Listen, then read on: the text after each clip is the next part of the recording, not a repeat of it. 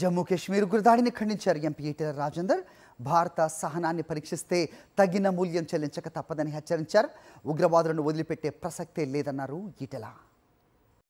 ప్రపంచంలో అతి సుందరమైన గొప్ప ప్రకృతి సంపదతో తొలుతూగేటువంటి ప్రాంతంలో భారతదేశ వ్యాప్తంగా ఇప్పుడిప్పుడే అక్కడ టూరిస్టులు పోవడం, అక్కడ భారత ప్రజానికం గర్వపడడం చూస్తూ ఉంటే దాన్ని ఓర్చుకోలేని టెర్రరిస్టులు, దేశ విద్రోహులు ఇవాళ అక్కడ రక్తపాతాన్ని చిందించిండ్రు.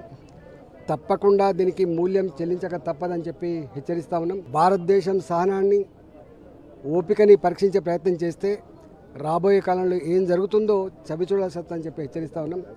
దొంగచాటుగా మన మిలిటరీ దుస్తులలో వచ్చి పాకిస్తాన్ ప్రేరేపిత ఉగ్రవాదులు దొంగచాటుగా వచ్చి మన పౌరుల ప్రాణాలు ఏదైతే తీసిండ్రో దానికి తప్పకుండా మూల్యం చెల్లిస్తామని చెప్పి హెచ్చరిస్తూ ఉన్నాం. నిన్న జరిగినటువంటి ఘటన భారత ప్రజానికం గుండెలను గాయపరుస్తూ ఉంది, అలా ఆవేశం రగిలిపోతూ ఉంది. తప్పకుండా భారత జాతి సందర్భంగా వాళ్లకు పూర్తిగా నివాళులర్పిస్తూ వాళ్ళు చిందించిన రక్తం వృధా పోదని చెప్పి భావిస్తూ భారతీయ జనతా పార్టీ కేంద్ర ప్రభుత్వం దీన్ని తప్పకుండా ఎదుర్కొని తీరుతుందని చెప్పి తెలియజేస్తాం.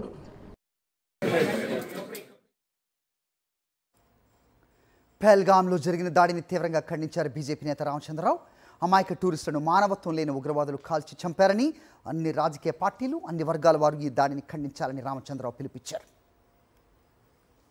Attack on the tourists, innocent tourists in Pahalgam by the terrorists is a very grave incident and very inhuman incident which has to be condemned by all sections of society.